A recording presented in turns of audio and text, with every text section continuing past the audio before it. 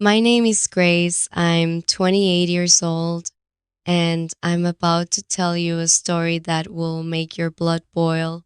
There are moments in life when you realize that enough is enough.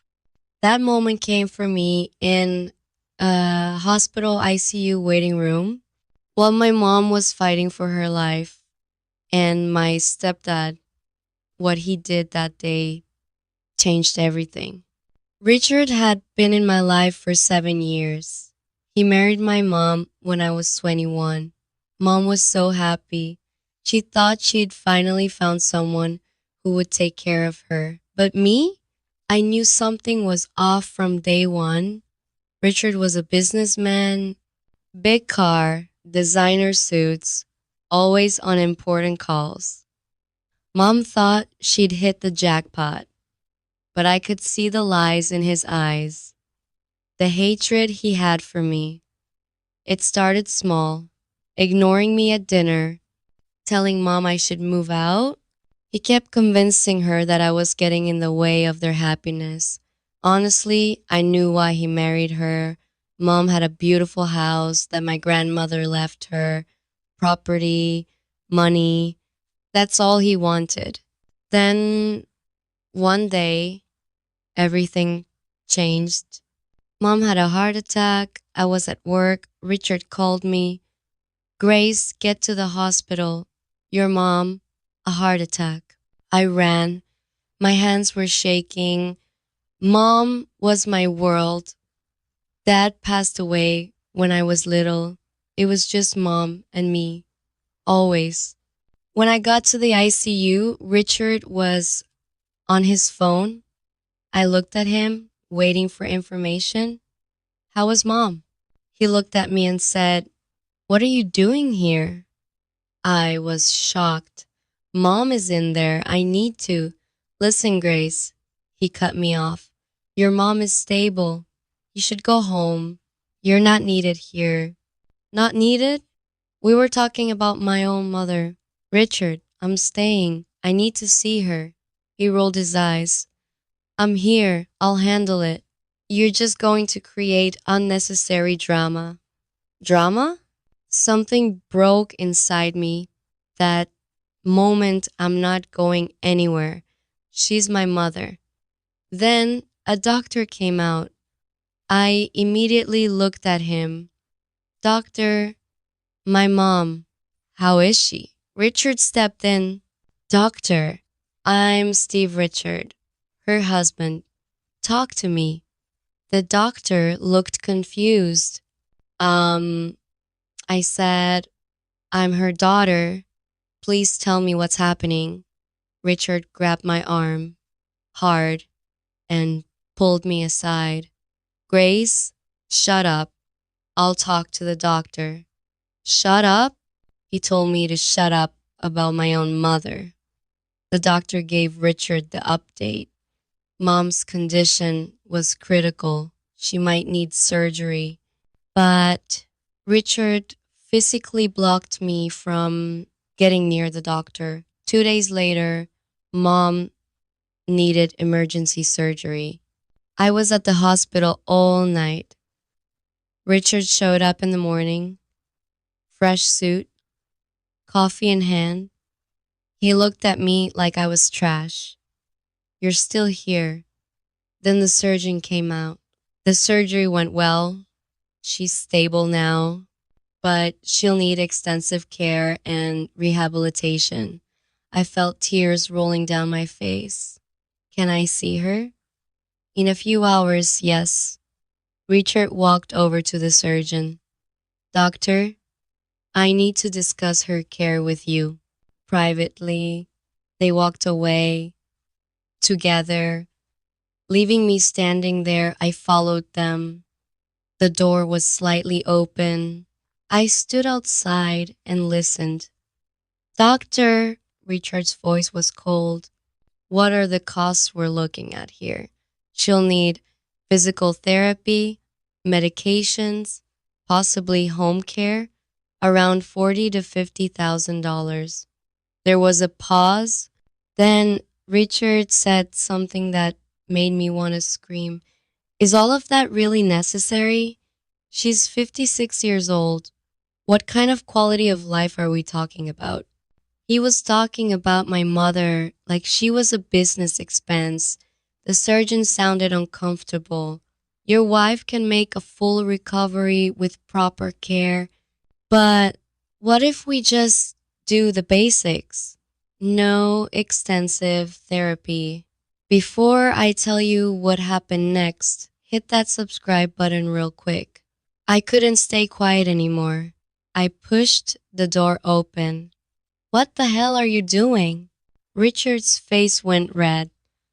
Grace, this is a private conversation. You're talking about my mother's care. I have every right to be here. The surgeon looked uncomfortable. Perhaps we should all discuss this together. No, Richard said firmly. Doctor, can you give us a moment? The surgeon left. Richard turned to me. You need to back off, Grace. I'm her husband. I make the decisions. You're trying to cut corners on her treatment. She needs that therapy. And who's gonna pay for it? You? He laughed. You can barely pay your own rent. We'll figure it out. But she's getting the care she needs. Richard stepped closer, his voice threatening. Your mother signed a power of attorney, giving me medical decision rights. You have no say. None. So either you shut up or I'll have security escort you out. Power of attorney? You're lying. He showed me a document on his phone. It was real. Mom had signed it. Now, I'm going to do what's best for your mother. And you're going to leave. Go home, Grace. You look pathetic. Something inside me snapped. I looked at him, really looked at him, and I realized Richard wasn't just greedy. He was waiting for Mom to die. You want her to die, I said quietly. His face didn't change. Get out. I left that room, sat in my car, and cried. Then I stopped crying in my car and cried. Then I stopped crying because Richard made one mistake. He underestimated me. I called my mom's best friend, Janet, told her everything. Grace, your mother didn't know what she was signing. Richard told her it was just a formality. Can we fight it? We can try, but it takes time. I called Mom's insurance company. Turns out her insurance covered almost everything for her recovery. Richard had lied. He just didn't want her to recover. I went back to Mom's room. She was awake now, weak but awake. Grace, she whispered. I held her hand. Mom, the power of attorney you signed. Do you remember that? She looked confused. Power of attorney? No, honey. I never signed anything like that. Richard had forged it. That's when I knew. I had him. I went to the hospital administrator's office. But when I got there, I saw Richard talking to someone at the desk. I need to update the emergency contact information. Remove the daughter. I walked straight up. He's lying. Richard spun around. His face went pale. My mother is awake, and she never signed any power of attorney. He forged it. The woman looked alarmed. Sir, is this true? Grace is just upset and confused. I pulled out my phone. Call my mother's doctor. My mom is awake, and she'll tell you she never signed anything. A security guard walked over. Is there a problem? Richard tried to stay calm. Just a family misunderstanding. This man forged a power of attorney. I want to file a formal complaint. The administrator came out. I explained everything. I need to see this document, she said. Richard's hand shook as he pulled it out. This will need to be verified. Until then, we'll maintain both of you as contacts. Richard looked furious. You're going to regret this. No, I said. You are. The hospital confirmed with Mom that she never signed anything. They invalidated the document and filed reports, but I wasn't done. I went to our house when Richard wasn't there, looked through his stuff, um, and I found it emails, dozens of emails to a woman named Cheryl. They'd been having an affair for 3 years. In those emails, Richard talked about Mom, her house, her money. He told Cheryl he was just waiting for the right moment. One email said, the heart attack is actually perfect timing, natural causes, no one will question anything. He'd been planning this.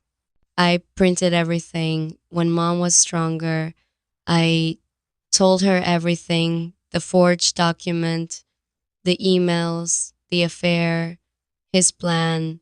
She cried, angry tears. What do we do now? I smiled. We make him pay. Mom filed for divorce, and in the papers, we included all the emails. Then came the best part. Grandma's house was in a trust. If Mom remarried and divorced, the house would go to me, not her spouse. Richard had no claim. He'd spent 7 years for nothing. The divorce was finalized quickly. Richard got nothing. No house, no money, nothing. In the courtroom, his face was pure shock. After the hearing, he tried to approach us. Margaret, please. I made mistakes, but Mom looked at him. You didn't make mistakes, Richard. You made choices. You chose greed over love. You chose to hope I would die. Those weren't mistakes. That was who you are. Richard's eyes filled with tears. I didn't mean for it to go this far. I'm sorry. Sorry doesn't change what you did, I said. You humiliated me in that hospital. You tried to deny my mother care, and you lost your chance at a real family. Um, he looked at us. I could see the regret. I know, he whispered. I know what I've done, and I'll have to live with that forever. Mom turned away. Goodbye, Richard. We walked out together. You know what, Grace? Mom said. What? I think we're going to be just fine. And we were. Mom made a full recovery. Richard moved out of state. Cheryl left him too. Sometimes I think about that day in the hospital when he made me feel small and powerless, but I was never powerless. Richard thought he was so smart, but he forgot one thing.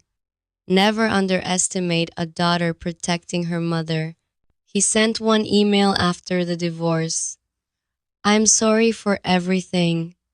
I hope one day you both can forgive me. Mom deleted it, but I kept it as a reminder that karma is real.